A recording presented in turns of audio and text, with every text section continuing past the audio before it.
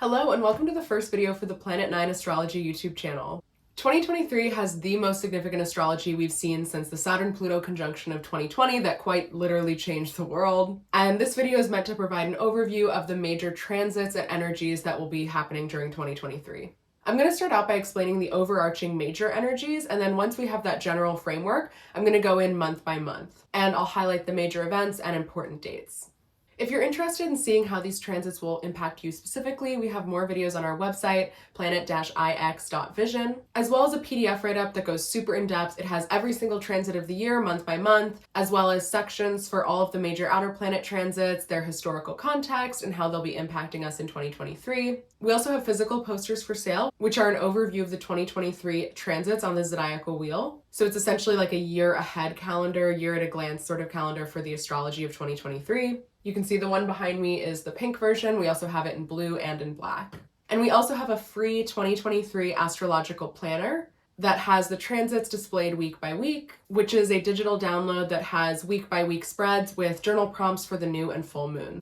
You can download that for free and then print it out, or you can use it digitally. So if any of that is interesting to you, check out the website for more, but for now, let's get started. So going through the major energies and transits of the year, I'm going to start with the shorter personal planet transits and then move outward into the solar system into the longer term transits. Starting out with an overview of the Mercury retrogrades, we have 4 Mercury retrogrades. We actually start and end the year with Mercury in retrograde. All of the Mercury retrogrades are happening in Earth signs. This really has to do with reworking communication and connection around Earth themes like money, the physical world, daily habits and routines, earthly pleasures, and the natural world. In general, I'm not too worried about Mercury retrogrades. They can really do a number on you if they're transiting your personal astrology, but in general, I think that they're a little bit overblown in the pop astrology world. I will say that the April 21st through May 15th, 2023 Mercury retrograde is right in the middle of an eclipse season, so that one is probably going to be pretty rough. But overall, the way that I think about Mercury retrogrades is they have to do with all of the words. Reworking, rethinking, redoing. That's all. Moving on to Venus. Venus is retrograde in Leo from July 23rd to September 4th, 2023. Venus has to do with love and relationships. It's how we determine what's good or valuable. And since Leo is such a self-focused sign, I think this retrograde really has to do with reworking self-love and how the relationships in your life do or don't support or reflect your self-love. Moving on to Mars. Mars has been retrograde in Gemini since October 30th, 2022, and it goes direct on January 12th, 2023, so right in the beginning of 2023. Mars doesn't clear its retrograde shadow until March 17th, 2023. And then it finally leaves Gemini after 7 months on March 23rd. So there's still a little bit of reworking in the first few months of the year. If you're watching this at the end of 2022 or the beginning of 2023, you're already sort of in the thick of it with Mars retrograde, so you might already be aware of how this is playing out for you. It's scrambling our thoughts, it's making it hard for us to prioritize and get things straight. It's all over the place. I think all of the drama surrounding Elon taking over Twitter, all of that is exactly exemplary of Mars retrograde in Gemini. Once Mars goes direct in January and then clears its shadow and enters Cancer in March, you'll start to be able to sort through these energies a little bit better. Moving on to the North Node and the 2023 eclipses. The North Node moves from Taurus into Aries on July 17th. And these two axes, the Taurus Scorpio and the Aries Libra axes, will be the focus of the 2023 eclipses. We've spent the last year and a half working with the Taurus Scorpio energies, and it's making us get clearer about what's truly ours. And that's changed our values, that's changed our possessions, it's changed our priorities and our responsibilities. We've also received major insight into the baggage that we take on from others. We've been too attached, too possessive, too stubborn. And now that we've got a better idea of what truly matters to us, we're being asked to bravely pursue this path that a greater sense of authenticity has revealed for us. The lesson of the North Node in Aries is that you have to put yourself first. But this isn't about selfishness. It's about showing up as an individual so that you can fully and appropriately show up for other people. You gotta put the mask on yourself before you help other people with their mask, whatever kind of thing. The bottom line of the transition from Taurus North Node to Aries North Node is how have your values changed over the last year and a half? And then how does that inform the way that you prioritize yourself versus your relationship with other people? So moving on to Jupiter. Jupiter enters Taurus on May 17th. This is a transit that I'm personally very excited for. I think it's going to be really lovely. Taurus has had so much chaos going on over the last couple years, and I think Jupiter in Taurus is going to bring in some really nice growth and abundance and help fill the space that Uranus and the eclipses have cleared out. We're definitely not through with the chaos in Taurus since Uranus is still in Taurus until 2024, but Jupiter can help us with manifesting and with having an abundance mindset. Jupiter helps us envision what could be, but it's not always practical. On a financial side, I am a little bit worried about money printing and inflation with Jupiter in Taurus, but I also think that it's an opportunity to rethink our relationship with money, which is what Uranus is working on from 2018 to 2024. Saturn enters Pisces on March 27th, and it will leave Aquarius where it's been for the last 2.5 years. Saturn has to do with the physical structure of our reality, so that can be limitations, it can be restrictions, everything that operates under the realm of time and space, and the wisdom and karma that comes from facing these limitations. When you look at past Saturn and Pisces transits, it sort of has an uncharacteristic Saturnian energy to it. It seems like Saturn transits through Pisces have a lot to do with dissolving blockages and pushing boundaries. Pisces is the end of the zodiac, and I think with Saturn and Pisces, there's an inclination to try to extend life unnaturally. I'm curious to see if during Saturn's time in Pisces, there are advancements having to do with life extension or transhumanism, pushing the boundaries of humanity. This could be astronauts pushing out into space or people pushing into the depths of the ocean. I could also see more dissolution of people into the internet and the digital realm. This is definitely going to be a weird transit, as Saturn is a lot more at home in Aquarius and Capricorn, where it's been for the last 5 or 6 years.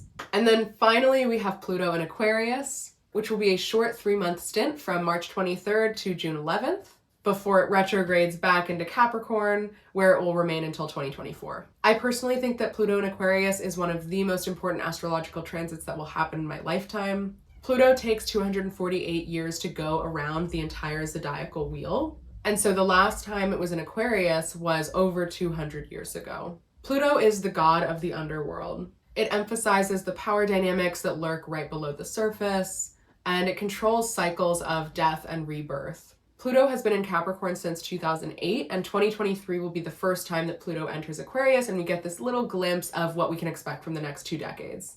With Pluto in Capricorn, we've had to face some of the darker realities of hypercapitalism, global industrialization, distribution of resources, and the powers that are currently maintaining the status quo. Since 2008, we've all been asking, who's really in charge anyway? Whereas Aquarius is much less concerned with hierarchies and organized power structures, and it has much more to do with decentralized individual contributions to a larger dynamic. Aquarius represents the possibility of future innovation that's available to us because of the exchange of information between free-thinking individuals. I think that I should probably make an entire separate video on Pluto and Aquarius because the history and the nuance to this topic is really, really interesting. But the main point is that Pluto in Aquarius pushes us further into the age of Aquarius, into the information age. And we can expect a lot of destruction and transformation around the way that we individually exist within a collective. Information is power with Pluto in Aquarius, and we can expect things like tech authoritarianism, freedom, individual liberty, censorship, social credit ranking, state surveillance. All of these are kind of topics that we can expect to come up with Pluto in Aquarius. So March through June of 2023 is just going to be a little glimpse of what we can expect for the next 2 decades once Pluto is actually fully in Aquarius. And though it definitely sounds a little frightening and extreme, Aquarius has a really beautiful optimism to it that a new world that we can't even envision yet is just beginning to unfold. All right, so now that we have the framework for the longer term collective evolutions that are happening in 2023, let's go in month by month. Starting with January, as I said before, we start and end the year with Mercury in retrograde in Capricorn. Mercury goes retrograde on December 29th, 2022. And from mid-December through January, it's hitting some key aspects with Chiron, the North Node, and Uranus. So this is really about working through some internal wounding, and that's helping us move toward the lessons that we're supposed to be learning in this lifetime so that we can better express our individuality. The key here is to adjust expectations. Allow for changes in plans, scheduling conflicts, mix-ups, miscommunications, all of that. Try not to get triggered, or if you do get triggered, try to understand the deeper context for what's triggering you and see if you can learn something from it.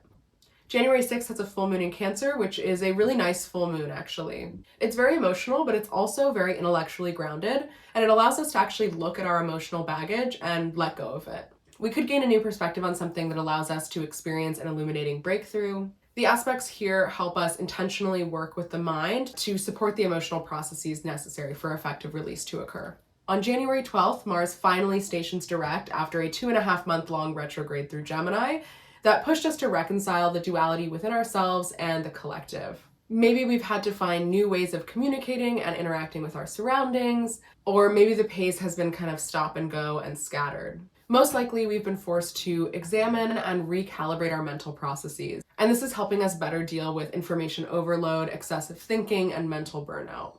All of this is going to start clearing up with Mars going direct, but we won't really finalize things until Mars clears its shadow in March. So have some patience, we're still working out the kinks, but the toughest part is over. The Aquarius new moon on January 21st is a really great time to consider how we've transformed during Pluto's 15-year journey through Capricorn, and what energy we'd actually like to take forward with us into the next chapter. I'm looking for this new moon to kind of be like a little window into what Pluto and Aquarius has in store later in the year. Personally, I'm planning to actively use this day to embody the themes of Pluto and Aquarius that I want to see emerge over the next 2 decades. So I plan to surround myself with intentional community and to actively envision the things that we want to bring into the world, both individually and collectively.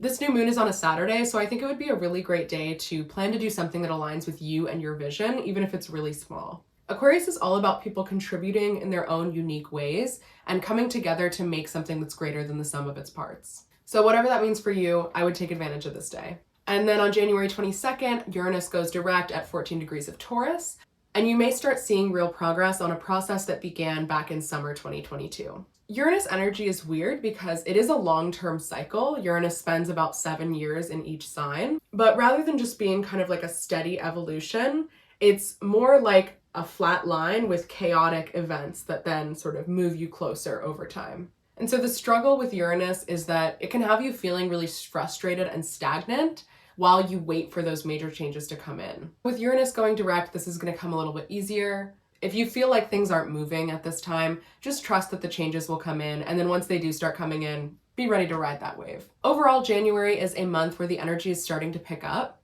We're learning to redirect our mental energy away from old wounds and towards new beginnings. And by the end of the month, we could be feeling a lot more drive to push forward our plans for the rest of the year. Now on to February. February 5th has a full moon in Leo, which highlights the balance between head and heart. The Leo-Aquarius axis reminds us what it is to be a unique individual existing within a larger collective. Leo tends to point more towards personal expression, whereas Aquarius is more concerned about being an individual within a group. And so finding a balance between our personal truth that's in our hearts versus the intellectual truth of our collective reality, that's an ongoing process that requires constant calibration. There's a square from Uranus here, so there's a little bit of tension. Whatever you can do to find a healthy release, just go have some fun, whatever helps you get your emotions out. The February 20th new moon in Pisces is a relatively peaceful new moon that allows us to lean into our softer sides while maintaining our mental clarity. Saturn enters Pisces next month in March, and so we can use this new moon as kind of a preparation for these incoming Pisces energies. This new moon helps us access compassion for the journey that we've been on, while we also consider the boundaries between ourselves and other people. Overall, February is pretty chill. We're kind of just flowing through Aquarius season into Pisces season, getting prepared for the craziness that is March. My advice is to use February as a restful, reflective period and get your emotions in order. Because next up is March, which is the craziest month of the year in my opinion. So starting out March 7th is not only the Virgo full moon, but it's also the day that Saturn changes signs over on the opposite side of the zodiac wheel into Pisces. So for the first time in roughly 28 years, Saturn ingresses at 0 degrees of Pisces, just moments after the exact full moon, which is incredible. On this day, we will have 4 placements in Pisces: the Sun, Mercury, Neptune, and Saturn. And this may be the beginning of a new 3-year journey, but it definitely has a clearing out energy to it with Pisces involved.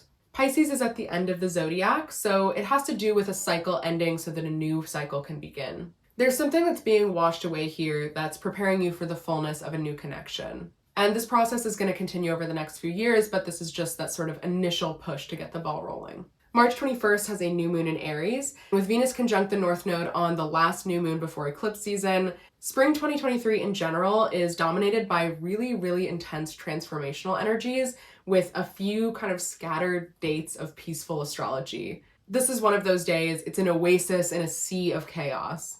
And this is really a moment of clarity where you can reflect, rebalance, and reset. So just take stock on this day and focus on what you can control. Pluto enters Aquarius for the first time on March 23rd, and this is a transit that has been highly anticipated by astrologers as a pivotal moment into our transition into the age of Aquarius. I talked about this a lot at the beginning of the video. I'm just excited to see what this transit brings. At this time, it might be helpful to look back to the new moon in Aquarius that happened on January 21st. That might give you a little hint into what you might be able to expect for this 3-month stint while Pluto is in Aquarius. But obviously, this is an ongoing process. It's going to be working itself out over the next 2 decades, so we're not going to get any final answers yet. And then after spending the last 7 months in Gemini, Mars finally enters Cancer on March 25th. Mars in Gemini is a whirlwind of thoughts, connections, and spinning our wheels. And then Mars in Cancer brings these into an emotional or intuitive space. So this can lead to passive aggression or internalization of thoughts and feelings.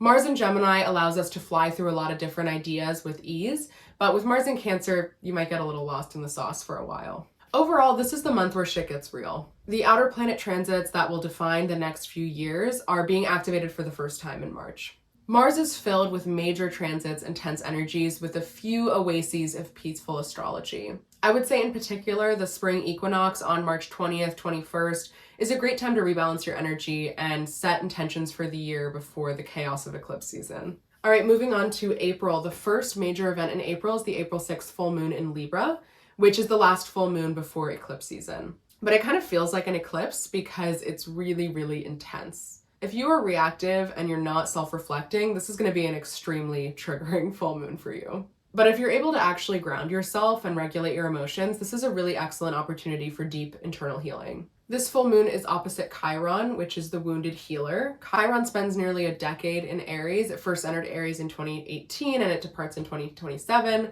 And so Chiron in Aries is about a long-term healing in the Aries part of your chart. And since this is such a long-term transit, it's really punctuated by acute astrological events of triggering and healing. This full moon is one of those events. And again, if you're able to be high-minded about this, you could actually really learn something about yourself and what lessons you're supposed to be learning in this lifetime. And then April 20th, we're finally in eclipse season. We have a solar eclipse at 29 degrees of Aries, only a few hours before the sun enters Taurus and squares Pluto in Aquarius. This is the first eclipse along the Aries-Libra axis, and that's beginning an eclipse cycle that's going to define the next 18 months. The last eclipse cycle was Taurus-Scorpio, which is still active, but it's fading as we transition into Aries-Libra. With this eclipse, it's likely that you're going to have some of your internal issues reflected back at you through another person. You're right on the cusp of being able to realize something and have a breakthrough about yourself, but you're just not quite there. And eclipse season is just getting started with this eclipse, so there's definitely a lot more crucial information and experiences that are going to be coming in over the next month. It seems like with this eclipse, there's a need for an established dynamic to shift so that a new sense of self can rise to the surface. And this might result in power struggles. And then the day after that really intense eclipse, Mercury goes retrograde in Taurus. And as I said, I generally think that Mercury retrogrades are overblown, but this one is actually pretty intense since it's right in the middle of an eclipse season. This is the area that the eclipses have been working through for the last 18 months. So I feel like with a Mercury retrograde here, it's really just about working through some of the kinks. It's nothing to be worried about, just be warned that you're going to be feeling out of sorts. Overall, April is a really intense month. As much as you can, just try to ride the wave and trust that this is all happening for your inner healing and for your higher good. The more that you can just take a deep breath and have mental and emotional fortitude, the better. But you know, with a Mercury retrograde and Chiron transits, I don't blame you if you freak out a little bit. All right, continuing through eclipse season into May. The month starts out with Pluto going retrograde at 0 degrees of Aquarius on May 1st. So as I said before, spring 2023, we get this short little glimpse of Pluto in Aquarius. And it's also eclipse season, so I'm guessing that Pluto's just been wreaking havoc. And now that it's going retrograde, it's just going to go back and hit whatever it missed. On May 5th, we have a lunar eclipse in Scorpio, which is an opportunity to get really deep and make some necessary changes. But the energy here is really confusing, so make sure that you have your head on straight. Even if you have like an aha revelation moment on this day, I wouldn't commit too fully until the energy has calmed down a bit, maybe mid-May, May 13, 15-ish. I'm personally very curious about this eclipse because Prince Charles' coronation is the day following this lunar eclipse, and Rishi Sunak, who is the current Prime Minister of England, was sworn in on October 25th, 2022, which was the last lunar eclipse in Scorpio. So both the Prime Minister and the new king are being sworn in at Scorpio lunar eclipses 6 months apart. Eclipses are so chaotic. I honestly don't have any predictions about this, besides that I think it's a terrible idea to swear in a new leader on an eclipse. So we'll see what happens. But on a personal level, I think the best way to approach this eclipse is just to have fun, be playful, don't get too serious or too confrontational. Do something that's out of your comfort zone, but not something that's going to define your future in a serious way, especially not a new romance. Hold off on that until later in the month. Jupiter enters Taurus on May 17th, which is where it will remain until May 2024. Jupiter in Taurus is a welcome energy for everyone. After so much chaos and destruction in the Taurus energies by the eclipses and by Uranus, Jupiter is coming in and creating growth and abundance, and it's filling the space that's been cleared out. Since this is starting off with a square to Pluto, the growth itself is cathartic and transformational, but it might feel a little chaotic in the moment. And then on May 19th, we have a new moon in Taurus, which features a really intense fixed sign grand cross between Mars, Pluto, and the nodes. A grand cross is essentially like a big X in the chart that's formed between 4 major planetary energies. And this feels like all 4 energies are at war with each other, where nothing can be abandoned or fully let go of. You have to be able to balance all of the energies at once. You can't lean too far into one without the other getting pissed off.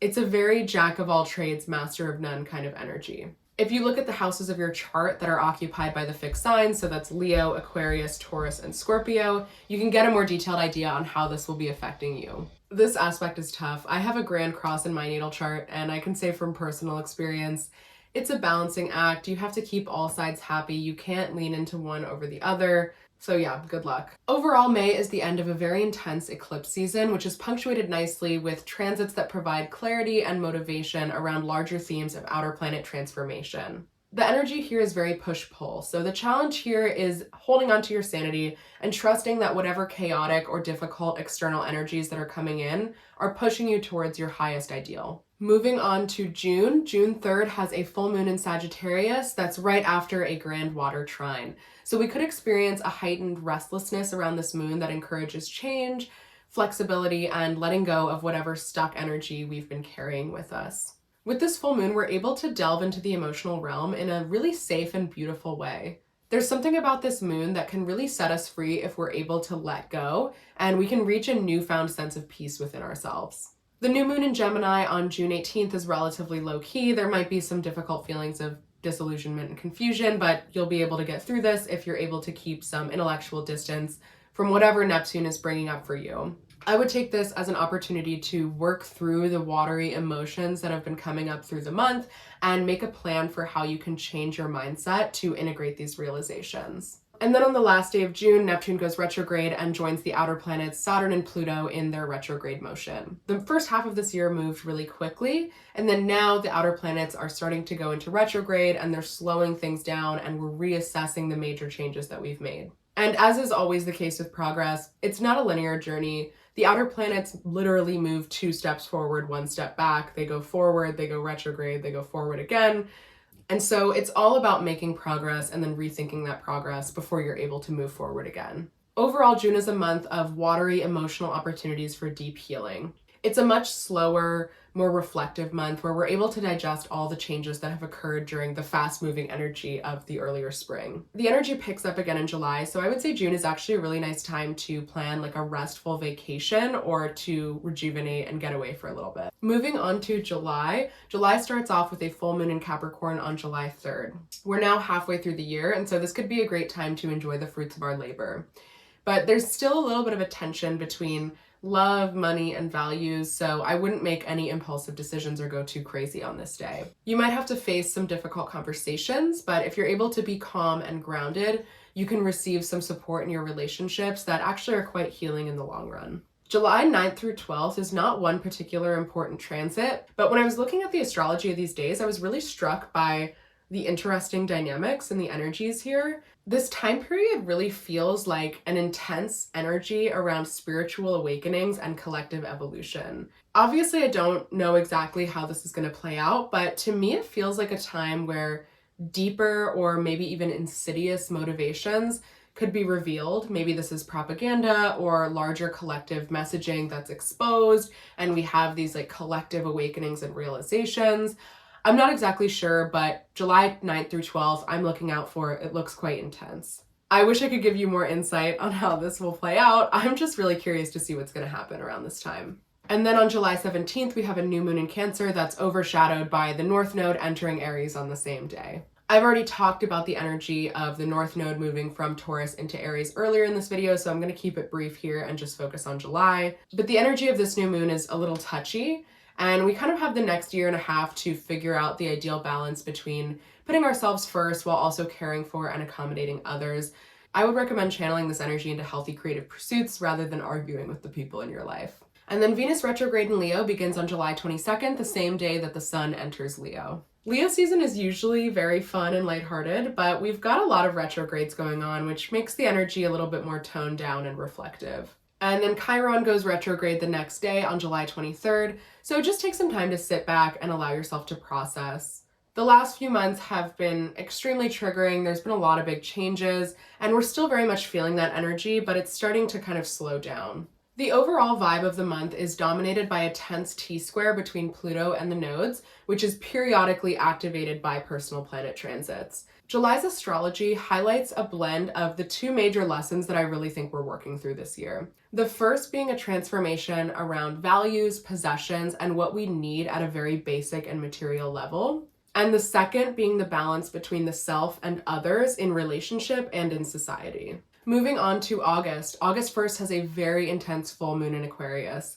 Something in our relationships, values, or financial circumstances is shifting and shaking the ground beneath us. I would say there's a tendency to be overly critical and pessimistic at this time, and I recommend just saving it. Don't engage in petty gossip, don't indulge the drama, just let it go. August 12th through 14th has some really nice astrological aspects. There's an interesting trine between the Sun and Venus retrograde in Leo and Chiron retrograde in Aries. This is the second of 3 opportunities to rework something that's related to your inner healing and values. The first of these opportunities was back in late June.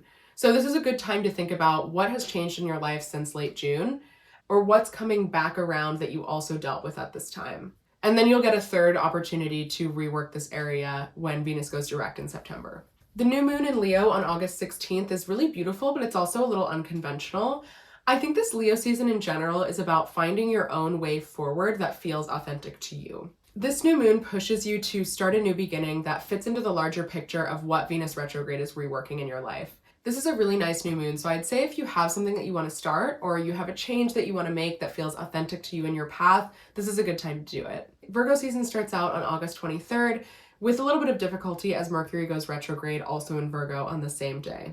Mercury's retrogrades in 2023 all occur in earth signs, which creates difficulties and invites us to rethink physical world attributes. Particularly in Virgo, this has to do with daily routines and habits. Uranus goes retrograde on August 28th, and as I've said previously about outer planet retrogrades, this is the 2 steps forward, 1 step back kind of thing, and Uranus is working with the Taurus area of your life. August ends with a full moon in Pisces on August 30th, which is sort of a serious and sensitive full moon. Look for ways that you can ground your nervous system and take care of your body on this day. Maybe even take some time to enjoy earthly pleasures, take stock, and just reflect on this year so far. Overall, August begins with an intensity that's carried through from July, but things mellow out a lot as the month goes on. Really, this month is about retrograde transits and reflection, particularly the Venus retrograde that will end in early September. The transits of August help you make connections and figure out what needs to change around the Venus retrograde themes. Moving on to September, after 6 weeks of retrograde, Venus goes direct at 12 degrees of Leo on September 3rd. Venus goes forward,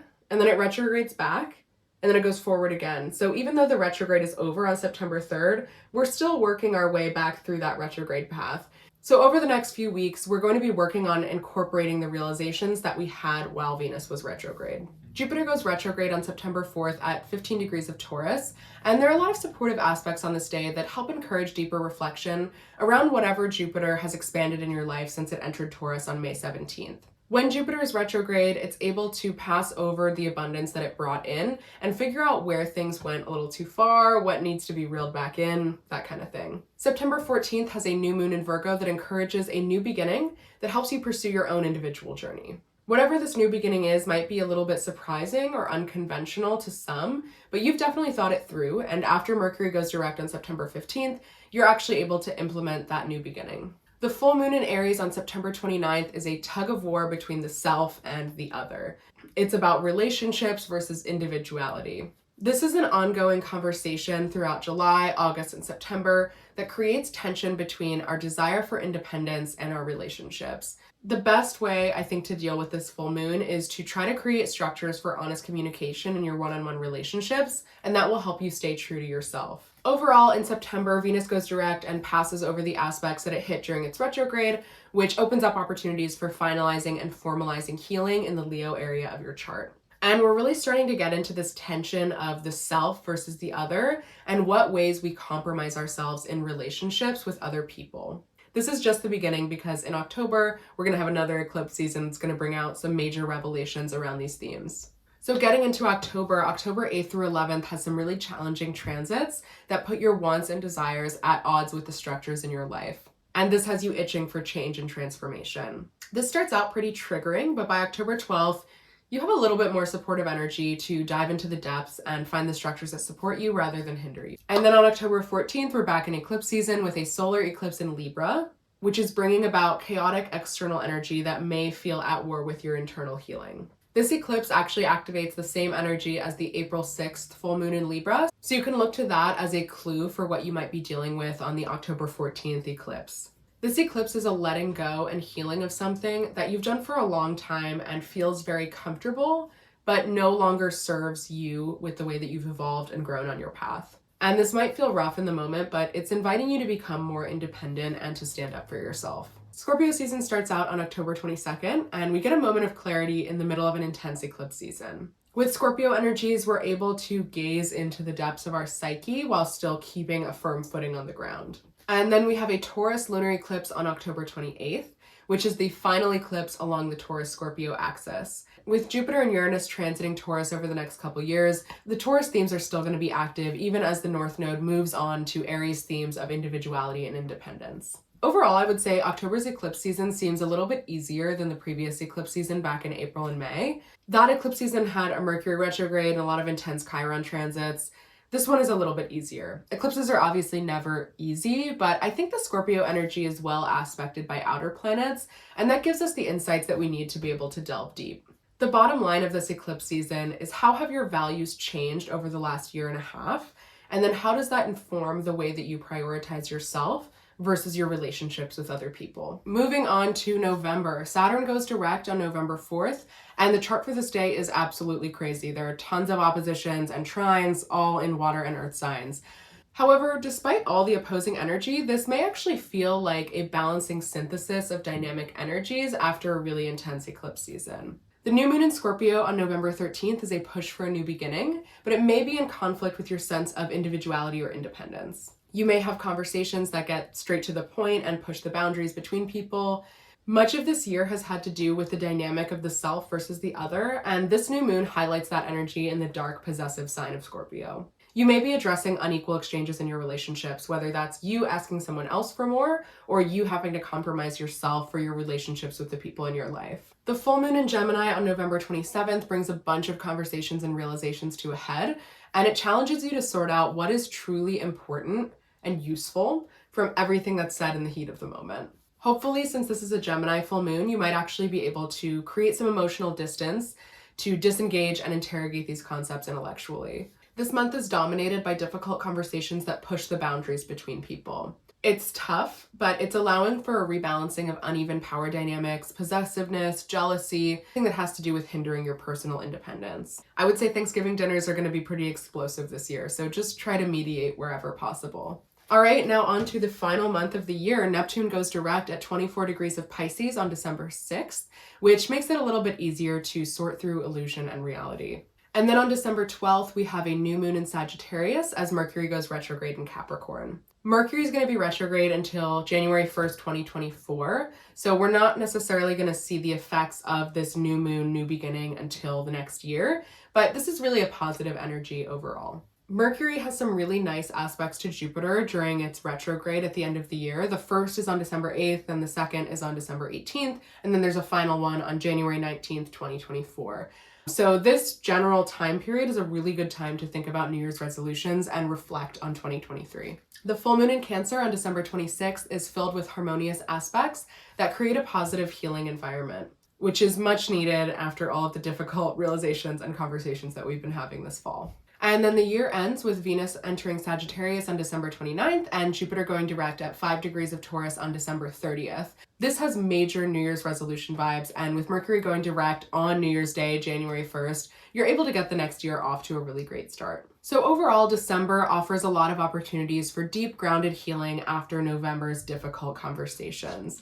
The year ends with a Mercury retrograde, but it's a really well-supported retrograde, so I think this actually allows you to safely explore what kind of changes you'd like to make and think about how you can implement them in 2024. 2023 has so much going on, and I'm just excited to see what the outer planets will be bringing in. If you enjoyed this video and you want to know how all of this is showing up specifically for you, we have videos for all 12 signs on our website, planet-ix.vision. If you prefer written information, we also have a super in-depth PDF that you can download. It has all the transits for the year, detailed write-ups for all the major energies, and we also have posters for sale of the 2023 year ahead astrological transits, as well as a free 2023 weekly planner that has journal prompts for the new and full moons. I also plan to make more videos on here, so feel free to subscribe for more content on YouTube. Thank you so much for watching, and I hope you have a great 2023.